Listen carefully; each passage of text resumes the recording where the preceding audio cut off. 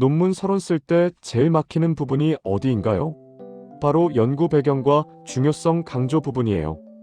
도대체 얼마나 써야 하는지, 어떤 문헌을 연결해야 하는지, 또 왜 이 연구가 필요한가를 어떻게 설득력 있게 써야 할지 정말 막막하죠. 그런데 요즘은 이 부분 AI가 대신 다듬어 줄 수 있다는 사실 알고 계셨나요? 단순히 문헌을 요약해주는 수준이 아니라 학문적 공백을 자연스럽게 드러내고 연구의 사회적 가치까지 강조해주는 거예요. 오늘은 바로 그 방법, AI로 서론의 중심부를 완성하는 법을 함께 살펴볼 거예요. 예를 들어 청년층의 구직 스트레스를 주제로 한 연구를 쓴다고 해볼게요.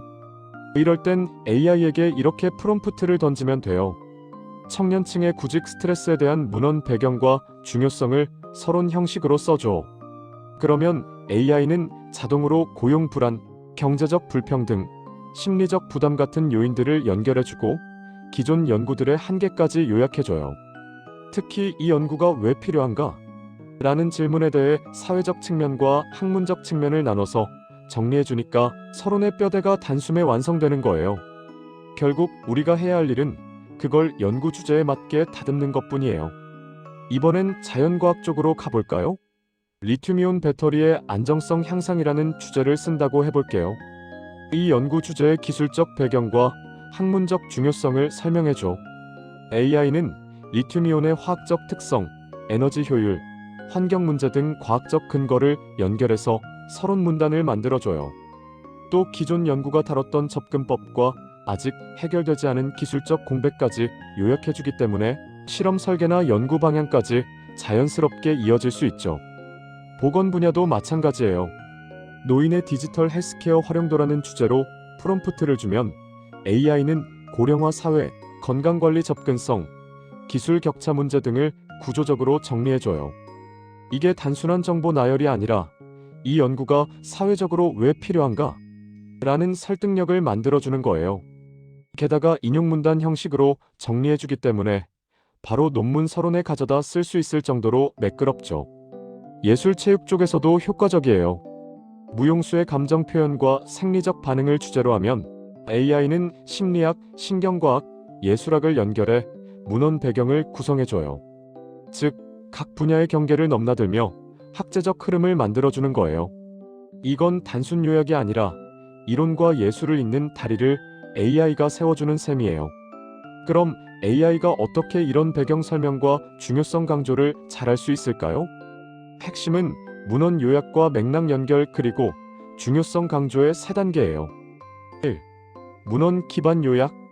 AI에게 특정 주제의 논문 초록이나 키워드를 주면 수십 편의 문헌을 한 번에 요약할 수 있어요. 예를 들어 청소년 정신건강에 대한 최근 5년간 연구 동향 요약해줘 라고 요청만 하면 이걸로 서론의 배경 설명 부분이 단숨에 해결돼요. 2. 선행 연구 간 맥락 연결.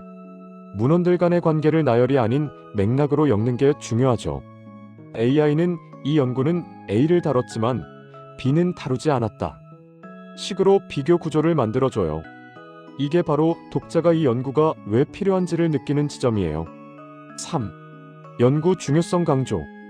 문장 생성 AI는 이 연구는 X의 사회적 문제 해결에 기여할 수 있다. 이 연구는 Y 분야의 이론적 확장을 시도한다. 같은 문장을 자동으로 만들어줘요. 그럼 독자는 이 논문 읽을만하네 하는 인상을 받게 되는 거죠.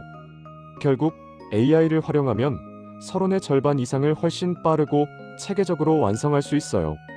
문헌 검색에 쏟던 시간을 줄이고 연구자의 시선에 집중할 수 있는 게 가장 큰 보상이에요.